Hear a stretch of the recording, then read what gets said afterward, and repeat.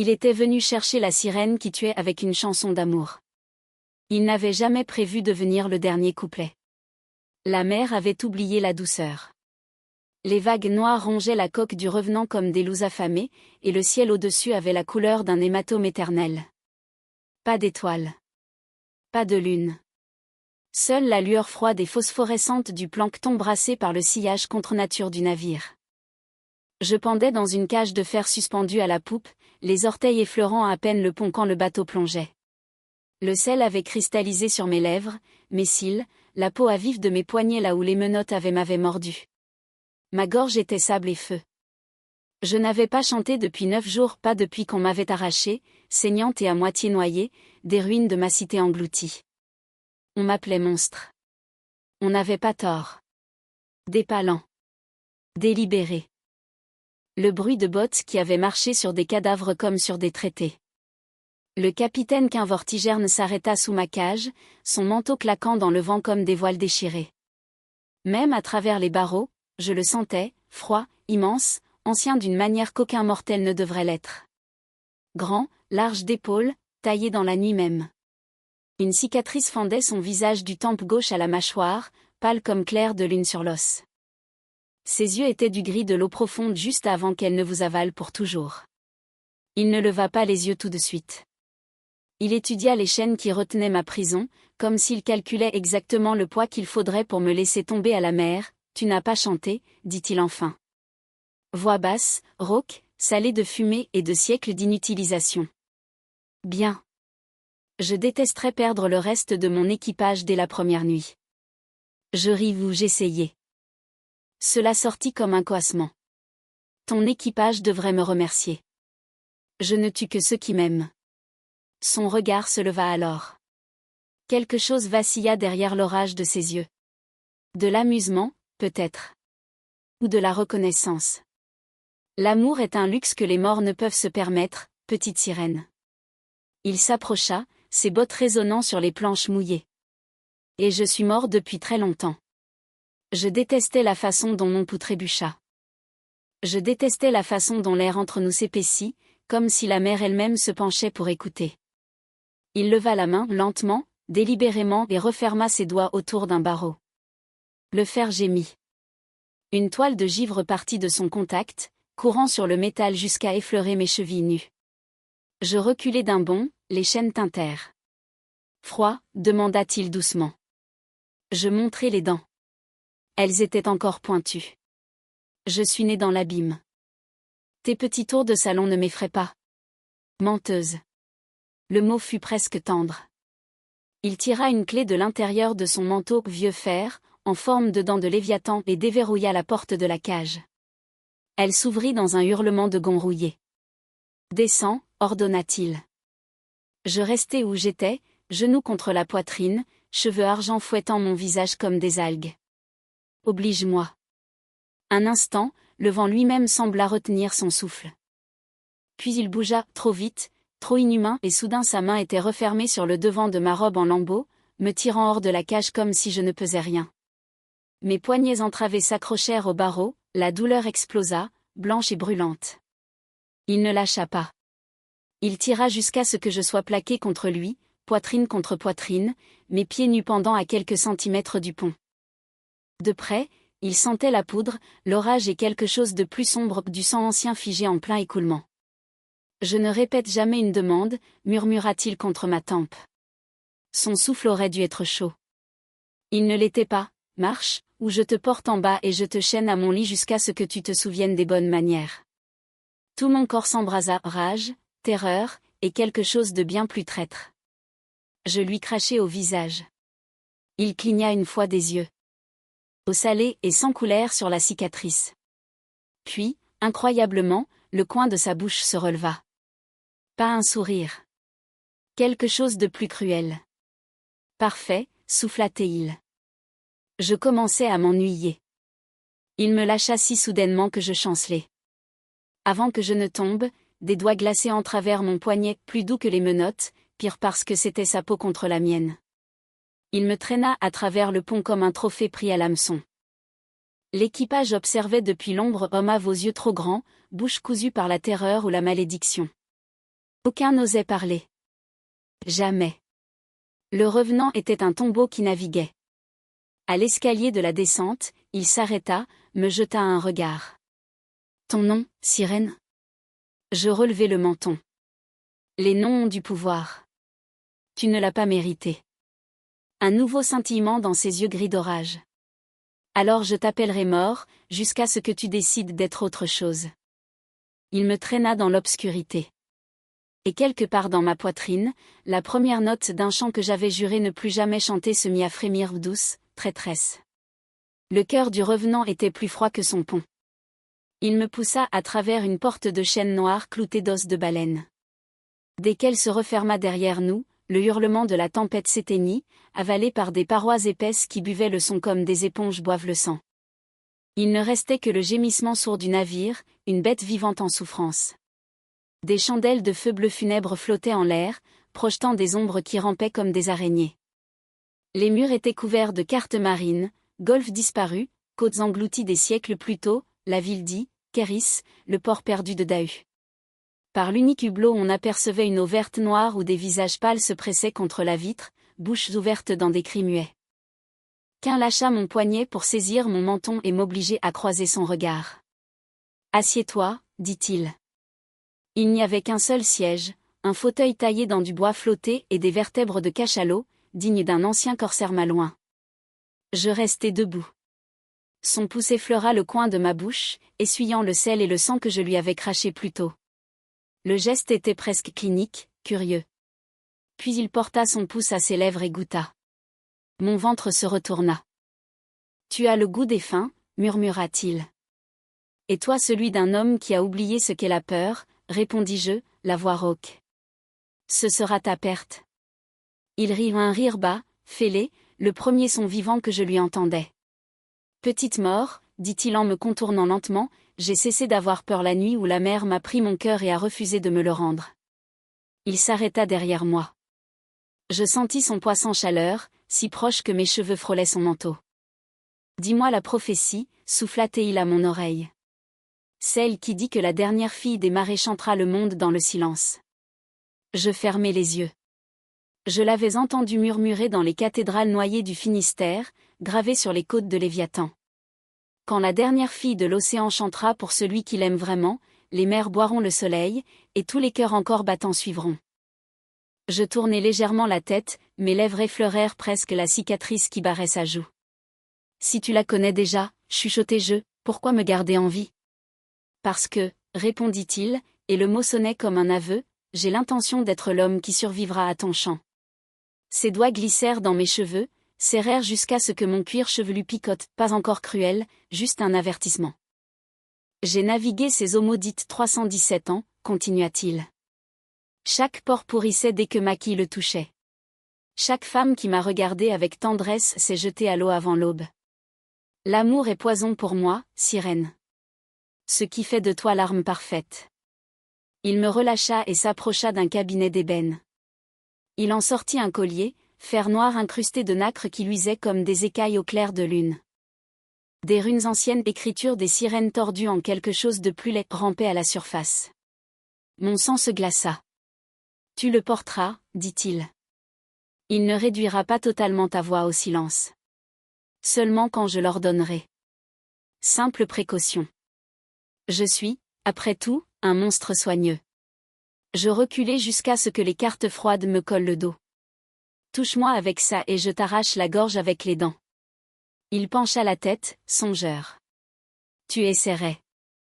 Et j'apprécierais de te défaire cette habitude. L'air entre nous crépitait, chargé d'orage et de faim. Puis il fit ce que je n'attendais pas. Il s'agenouilla. Lentement, délibérément, le capitaine Quinvortigerne, terreur des mers bretonnes, posa un genou devant moi et me tendit le collier comme une offrande. Pas encore, dit-il doucement. Pas cette nuit.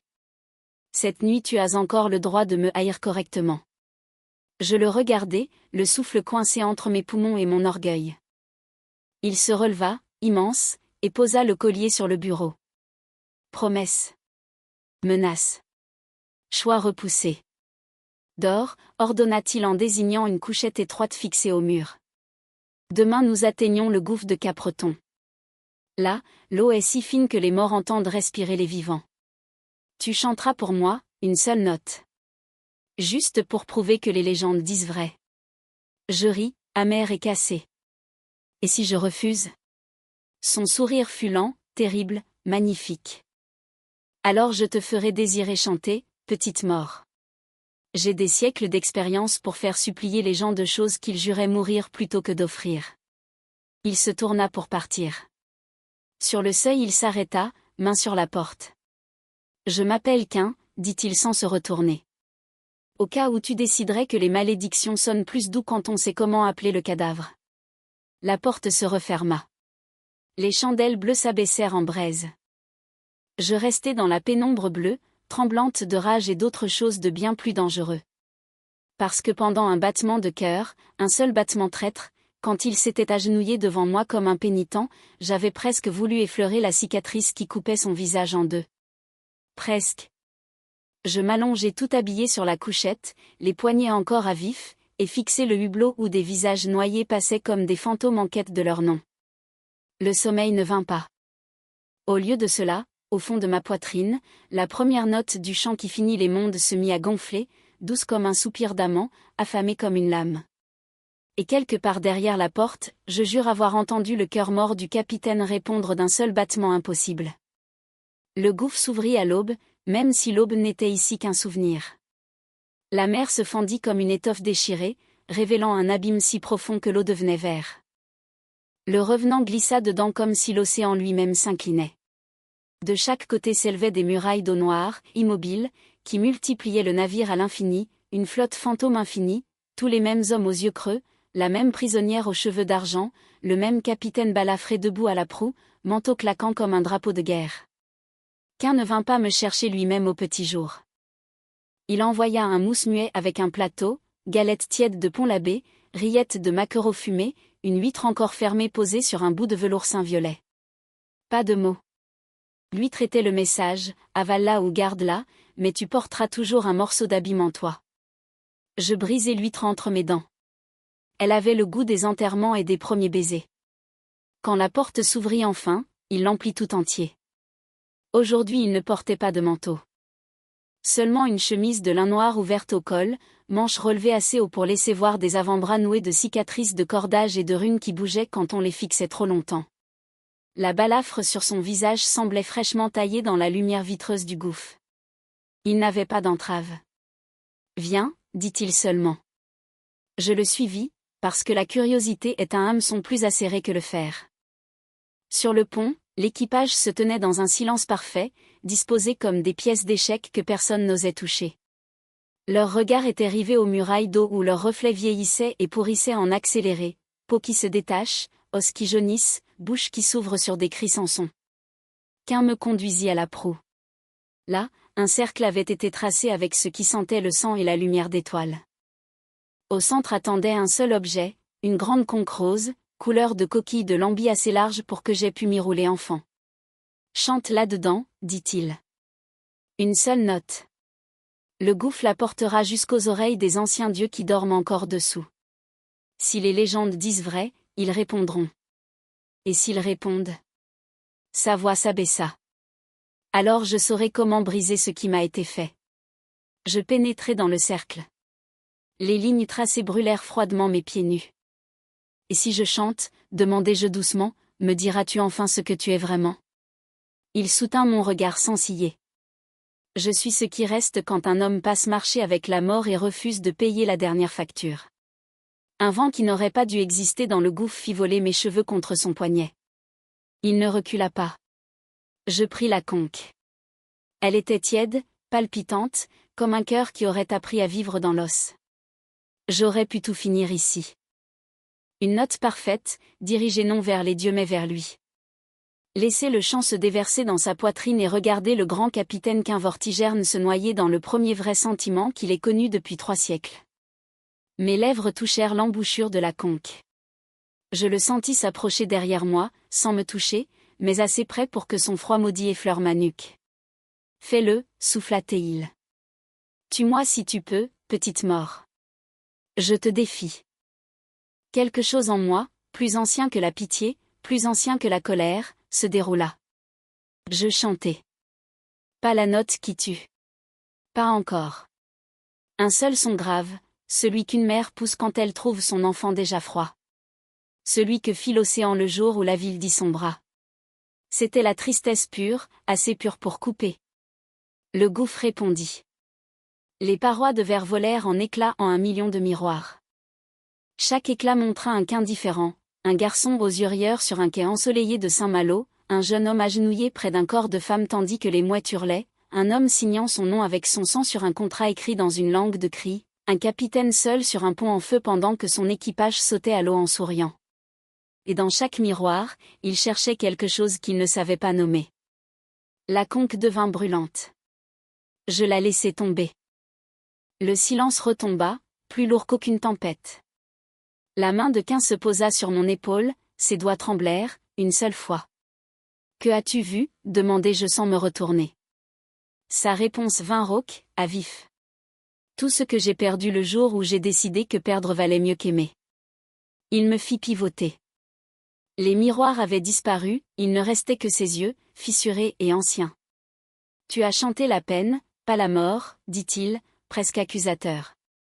Pourquoi ? Je levai mes mains brûlées entre nous. Parce que même les monstres méritent d'être pleurés avant d'être tués.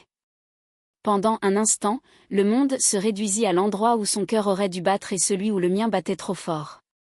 Puis le navire tangua violemment. Des profondeurs monta un son qu'aucune gorge humaine ne devrait produire, un cœur de noyé accueillant leur roi. La prise de Quin se resserra. Ils t'ont entendu, grinça-t-il. Ils croient que j'ai enfin apporté le paiement. Il me traîna hors du cercle tandis que le pont se mettait à saigner de l'eau noire. Cours, ordonna-t-il. Mais il n'y avait nulle part où courir. Le revenant se réveillait, affamé. Et pour la première fois depuis qu'il m'avait volé, le capitaine eut l'air effrayé. Le pont se fendit comme une vieille peau.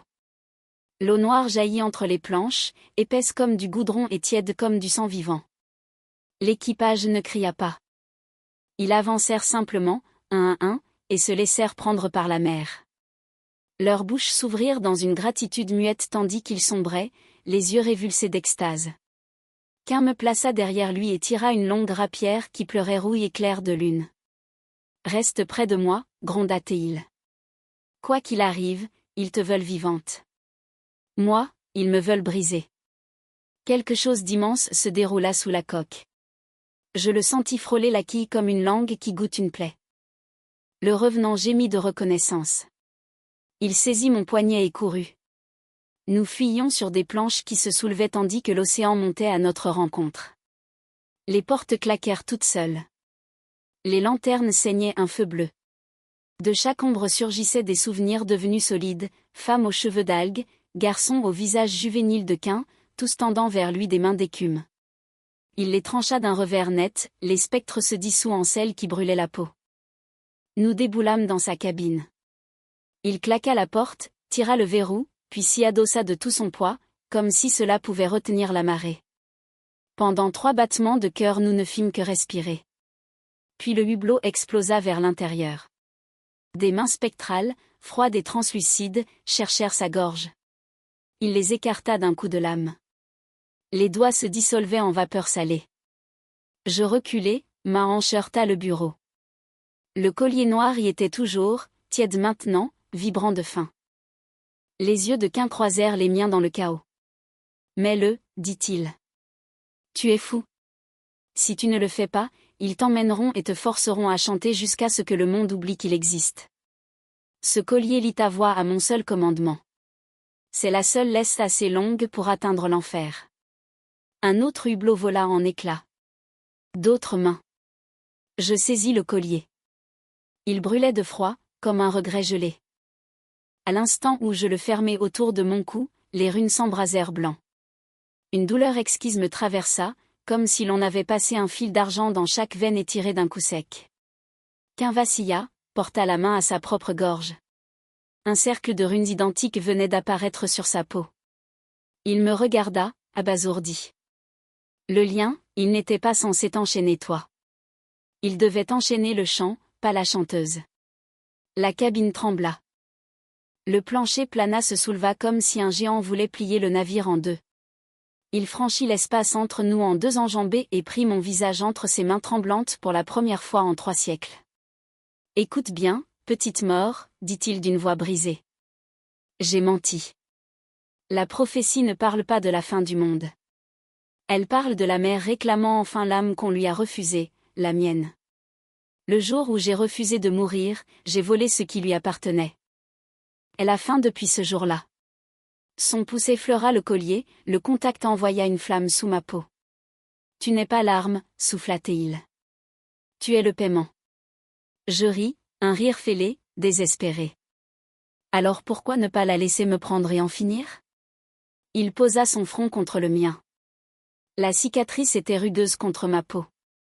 « Parce que le moment où tu as chanté la peine au lieu de la mort, dit-il, j'ai recommencé à désirer quelque chose que j'avais juré ne plus jamais désirer. » La porte derrière lui commença à se fendre. Il m'embrassa. Pas avec violence. Pas avec désespoir. Un baiser lent, vrai, celui qu'on offre quand on choisit la vie au lieu de la légende. Ses lèvres avaient le goût du sel, du cidre ancien et du premier matin qu'il n'avait pas vu depuis 300 ans. Le lien entre nous explosa en lumière blanche. Les runes se brisèrent comme des chaînes trop vieilles. Le collier se fendit et tomba en morceaux de glace noire. La mer hurla. Le hurlement devint vague, devint tempête, devint le cri de tous les noyés enfin libérés. Qu'un fléchit les genoux. Je le retins tandis que la cabine s'effondrait autour de nous, corail qui devient sable, trônes qui deviennent écume. Il me regarda comme si j'étais l'aube après une nuit sans fin. Espèce d'impossible créature, souffla Théil. Tu viens de payer ma dette avec ton âme. Je souris, goûtant sel et liberté. Non, qu'un. J'ai réécrit le contrat. Le gouffre se referma sur lui-même. Nous tombâmes vers le haut, vers une surface qui se souvenait soudain qu'elle pouvait porter la lumière. Nous crevâmes la surface dans un cri. Le ciel saignait de l'or. Vrai soleil, vrai vent, vraie mouette au-dessus de nos têtes. Le revenant flottait à côté de nous, plus vaisseau fantôme mais boisonnette, blanchi par le soleil et taché de sel, voile déchiré mais entière. L'équipage pleurait sur le pont comme des hommes qui se réveillent d'un cauchemar de 3 siècles. Les bras de Quin m'entouraient encore. Son cœur battait si fort que je le sentais dans mes dents. Nous dérivions dans la chaleur soudaine, 2 créatures qui avaient oublié que le soleil existait. Il toucha ma gorge là où le collier avait été. La peau était intacte, mais dessous quelque chose de vaste et calme vivait désormais. Je sentais l'océan en moi, apaisé pour la première fois. Plus envie de tuer. Seulement le doux ressac des marées qui ont choisi la miséricorde. Tu lui as donné ta voix meurtrière, dit-il, la voix en lambeaux. Le chant qui tu n'existes plus. Je déglutis. Ma gorge était étrangement légère. Je lui ai donné la partie qui détruit, répondis-je. Le reste est toujours à moi. Il scruta mon visage, terrifié d'y croire. Et le lien ? Je pris son poignet. Les runes avaient pâli en fines cicatrices argentées, bracelets jumeaux. Quand je posai mon pouls contre le sien, elles s'illuminèrent doucement, tièdes. Changé, pas rompu, dis-je. Nous l'avons réécrit ensemble. Il rit alors, un rire brisé qui se transforma en sanglots. Il enfouit son visage dans mes cheveux encore pleins de sel et me serra si fort que mes côtes grincèrent. Je ne sais pas être mortel, murmura-t-il contre ma tempe. Je ne sais pas être pardonné. Je nouai mes doigts aux siens. Alors nous apprendrons lentement. Un lever de soleil à la fois. Pendant un long moment il n'y eut que chaleur, souffle, et le battement impossible de 2 cœurs qui n'auraient jamais dû battre. Puis l'horizon s'assombrit. Une blessure s'ouvrit à 1 mille de nous, l'eau noire se replia comme du papier brûlé. La mer se dressa, plus belle ni femme mais marée brute, tourbillons et débris, yeux cyclones, chevelure de cadavres. Elle avait perdu sa cour, sa cathédrale, sa créance sur Quin. Mais il lui restait assez de rage pour avaler le soleil. Quin me plaça derrière lui, par réflexe éternel, et fit face à celle avec qui il avait passé marché. Tu as triché, tonna Théil. L'amour n'était pas dans le prix. Le sourire de Quin fut vif, terrible et totalement vivant. L'amour était la faille dans le contrat, lança-t-il. Tu aurais dû lire les petites lignes. La mer hurla. La vague qui suivit fut assez haute pour effacer le ciel neuf. Je vins me placer à son côté. Ensemble nous fîmes face à la fin dont nous avions volé l'avenir. J'ouvris la bouche, plus de chants meurtriers, seulement le nouveau. Celui que j'avais trouvé dans son battement de cœur pendant que nous tombions. Il commença bas, le son du pardon, des ports après la tempête, des enfants nés de parents qui ont choisi la vie plutôt que la légende. Il monta, mêlé à sa voix à lui, rauque, humaine, parfaite. La vague hésita. La mer hésita. Car pour la première fois en éternité, quelqu'un l'aimait assez pour la bercer plutôt que la réveiller en hurlant. La vague s'effondra en pluie douce. Le ciel se recousit.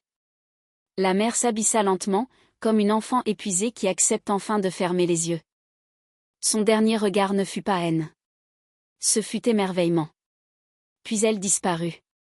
Il ne resta que le clapotis tranquille des vagues ordinaires. Qu'un se tourna vers moi. Le soleil accrocha les traces humides sur sa cicatrice. C'est fini, dit-il, comme s'il testait les mots. Je secouai la tête. Non, soufflai-je. Ça ne fait que commencer. Il m'embrassa encore, lentement, avec révérence, mortelle. Le sel maintenant n'était plus larmes ni sang, juste mer. Derrière nous, l'équipage poussa une acclamation rauque, incrédule, vivante. Le revenant tourna sa proue vers la côte la plus proche qu'aucun d'eux n'avait vue depuis 300 ans. Et dans ma poitrine, l'océan se posa en rythme calme, infini. Son cœur. Mon cœur. Un seul chant. Nous accostâmes sur une petite île sans nom entre Ouessant et Saint. Sable blanc, grenadier sauvage, une tour de guet en ruine à demi avalée par les bougainvilliers. L'équipage se dispersa comme des écoliers enfin libérés, certains tombèrent à genoux et embrassèrent la terre, d'autres coururent en riant dans l'eau peu profonde, d'autres restèrent assis à contempler leurs mains tremblantes comme s'ils les voyaient pour la première fois. Quint et moi marchâmes vers l'intérieur jusqu'à ce que les voix s'estompent. Le lien entre nous s'était tu en un bourdonnement doux, comme des abeilles lointaines en été. Je le sentais même quand il ne me touchait pas, la vieille douleur dans son genou gauche, l'émerveillement quand un goéland se posa sur son épaule, la peur que ce soit encore un rêve. Nous grimpâmes dans la tour effondrée. D'en haut on voyait le revenant minuscule dans la baie, et au-delà l'océan calme, scintillant comme une promesse tenue. Il se tint derrière moi, bras autour de ma taille, menton sur mon épaule. Chaleur mortelle. Poids mortel. J'attends toujours de me réveiller enchaîné à la barre, dit-il doucement. Je me retournai dans le cercle de ses bras. Touche-moi. Dis-moi ce que tu ressens. Il le fit.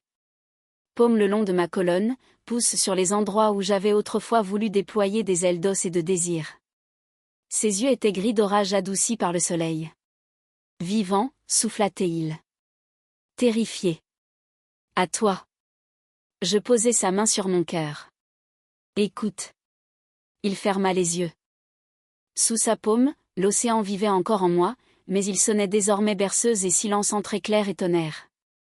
Je nous entends tous les deux, dit-il, la voix rauque d'émerveillement. Nous restâmes ainsi jusqu'à ce que le soleil se noie à l'horizon.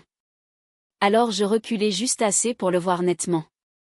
Il reste une dernière chose, dis-je. Il se figea. Je pris une grande inspiration et chantai. Une seule note parfaite, goût de sel, de pardon et de tous les matins que nous avions volés à l'obscurité. Elle monta, tourna autour de la tour en ruine et s'en alla sur l'eau. En bas, l'équipage leva la tête. Un à un ils pleurèrent, sourirent, puis chantèrent avec moi, voix rauque de marins qui découvraient l'harmonie. La note voyagea plus loin. Par-delà les îles, les années, toutes les côtes où l'on avait aimé une sirène et en était mort. Elle portait guérison comme pluie après sécheresse. Quand elle s'éteignit, le silence fut le plus doux que j'aie jamais connu. Quint avait les yeux mouillés. « Que as-tu fait » demanda-t-il. « J'ai fini l'histoire » répondis-je. Désormais, quiconque aimera une sirène et l'entendra vivra. La malédiction s'arrête avec nous. Il me regarda comme si j'avais accroché la lune à main nue. Puis il tomba à genoux dans la poussière et les pierres brisées, posa son front contre mon ventre et pleura enfin les larmes que 3 siècles avaient retenues. Je le tins tandis que les vraies étoiles sortaient, brillantes, insouciantes, libres. Beaucoup plus tard, quand sa respiration se calma, il parla contre ma peau. « Épouse-moi. » Je ris jusqu'aux larmes. Nous n'avons ni prêtre, ni anneau, ni témoin sauf les fantômes. Il leva la tête. Le clair de lune argenta les traces sur sa cicatrice. J'ai ceci. Il tira sa rapière, la posa sur ses paumes et cassa la lame en deux d'un coup sec. Du métal brisé il tordit un cercle imparfait, rugueux, parfait. Il le glissa à mon doigt. Je t'ai, toi, répondis-je. Nous nous mariâmes donc sous un ciel qui n'appartenait plus à la mer, avec le vent pour témoin et la tour en ruine pour autel. Et quand enfin il me porta dans l'obscur tiède du bois de grenadier, le lien entre nous chanta une dernière note, douce et définitive. Commence.